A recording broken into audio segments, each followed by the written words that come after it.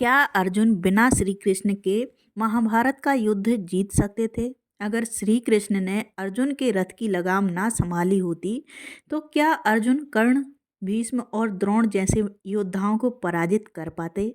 इन सवालों का जवाब जानने से पहले हमें अर्जुन और श्री कृष्ण के बीच के रिश्ते को समझना होगा। अर्जुन सिर्फ एक वीर योद्धा नहीं था, वह धर्म के मार्ग पर चलने वाला एक साधक था, जिसे बार बार भ्रम होता था।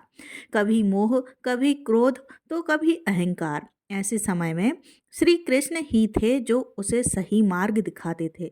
अर्जुन की शक्ति केवल उसके गांडीव में नहीं थी, बल्कि उस मार्गदर्शन में थी जो उसे श्री कृष्ण से मिला।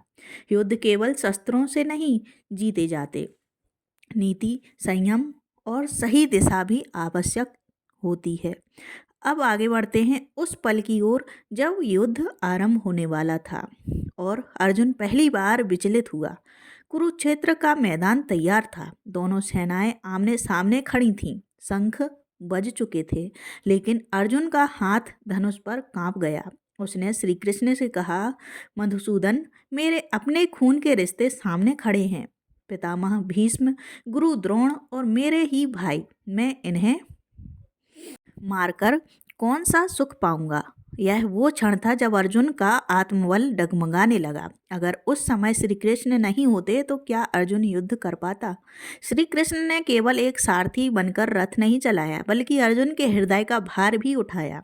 अर्जुन मोह में डूब चुका था, उसका चित्त विचलित था। यही वह समय था जब श्री कृष्ण ने गीता का उपदेश दिया और अर्जुन को कर्म के मार्ग पर वापस लाया।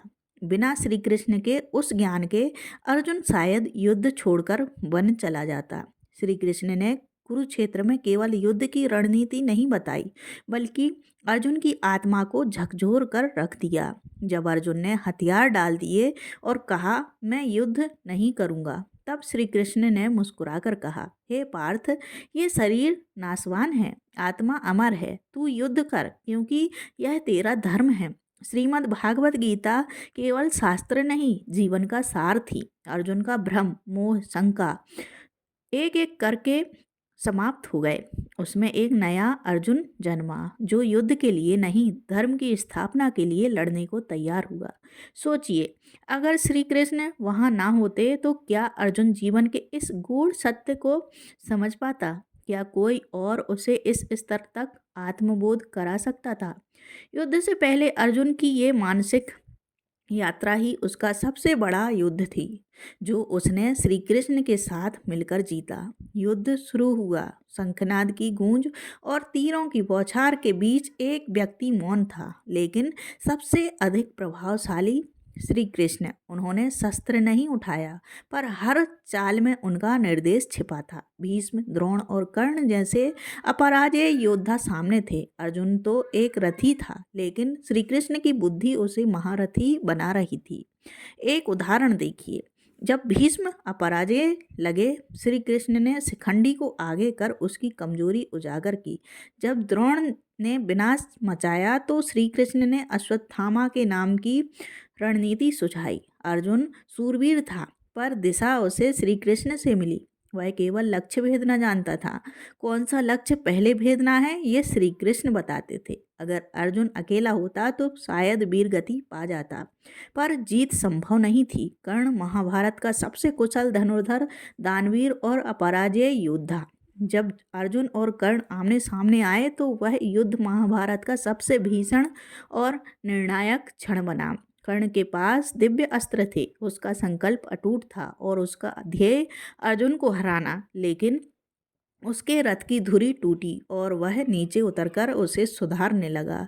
यह वही क्षण था जब अर्जुन के मन में फिर से द्वंद्व हुआ, क्या अब वार करना धर्म होगा? श्री कृष्ण ने उस पल मौन तोड़ते हुए कहा।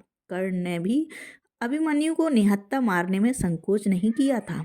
यह युद्ध धर्म की रक्षा के लिए है, व्यक्ति की भावनाओं के लिए नहीं। यह बात अर्जुन अकेले सोच पाता? शायद नहीं। यह निर्णय, यह साहस, यह ठोस नीति श्री कृष्ण के बिना संभव नहीं थी। कर्ण को हराने के लिए अर्जुन को ना सिर्फ युद्ध कौशल, बल्कि रणनीति और मानसिक दृढ़ता भी चाहिए थी। जो उसे श्री कृष्ण ने दी। जब जयद्रथ के कारण अभिमन्यु की क्रूरतापूर्वक हत्या हुई तो अर्जुन का हृदय जल उठा। उसने प्रतिज्ञा ली, अगर सूर्यास्त से पहले मैं जयद्रथ को ना मारूं तो अग्नि में प्रवेश कर जाऊंगा। यह प्रतिज्ञा वीरता थी या मूर्खता? अगर श्री कृष्ण ना होते तो शायद यह प्रतिज्ञा अर्जुन के अंत का कारण बनती। श्री कृष्ण ने ना सिर्फ सूर्य की स्थिति को बदलने का भ्रम रचा, बल्कि अर्जुन को समय पर जयद्रथ तक पहुंचाने के लिए मार्ग की हर बाधा दूर की। भीम, युधिष्ठिर और सात्यकी तक उस समय सहम गए थे, लेकिन श्री कृष्ण का आत्मविश्वास अडिग था। उन्होंने अर्जुन से कहा, संकल्प लो, लेकिन उसे निभाने की शक्ति मुझ पर छोड़ दो। इस घटना में साफ है कि अर्जुन चाहे जितना भी महान योद्धा हो, उसकी जीत श्री कृष्ण के बिना अधूरी थी।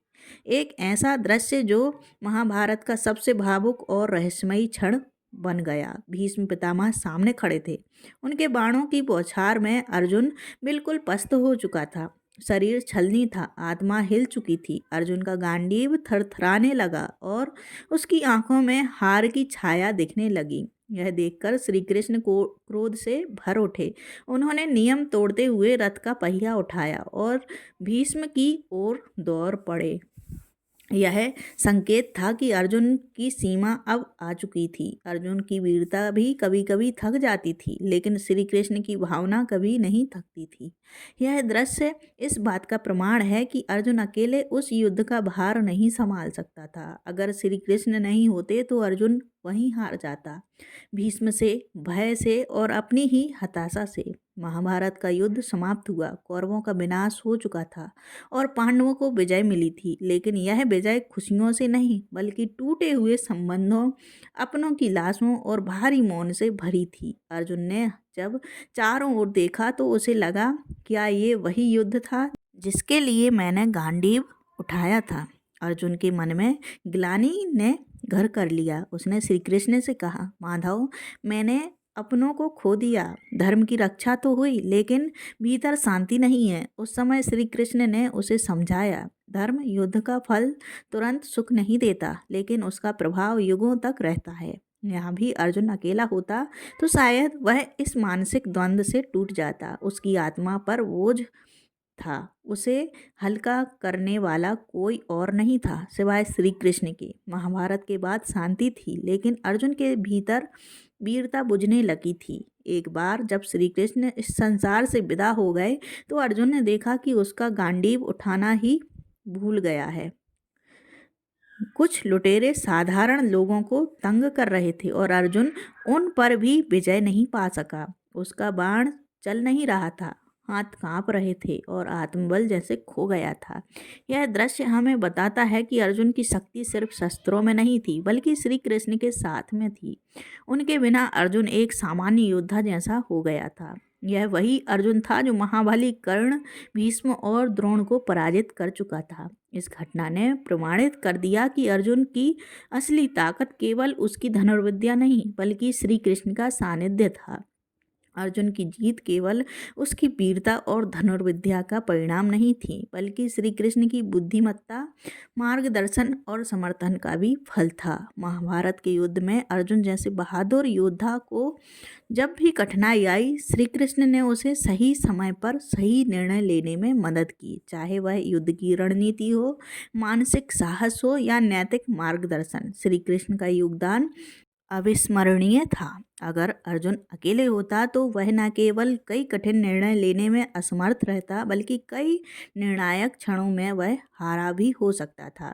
अर्जुन की जीत उस समन्वय और मित्रता का परिणाम थी जो उसने श्री कृष्ण के साथ बनाया था। युद्ध के मैदान में एक योद्धा अकेला कभी सर्वोच्च नहीं होता, बल्कि सही साथी उसके साथ होना जरूरी है। दोस्तों, अर्जुन का युद्ध केवल उसकी शौर्य गाथा नहीं, बल्कि एक गहरे रिश्ते और मार्गदर्शन की कहानी है। श्री कृष्ण के बिना अर्जुन के पास न केवल रणनीति और ज्ञान की कमी होती, बल्कि उसका मनोबल भी टूट जाता। अर्जुन की जीत में श्री कृष्ण का साथ, उनके उपदेश और उनकी बुद्धिमत्ता शामिल थे, जो उसे केवल एक योद्धा से धर्म के विजेता तक ले गए।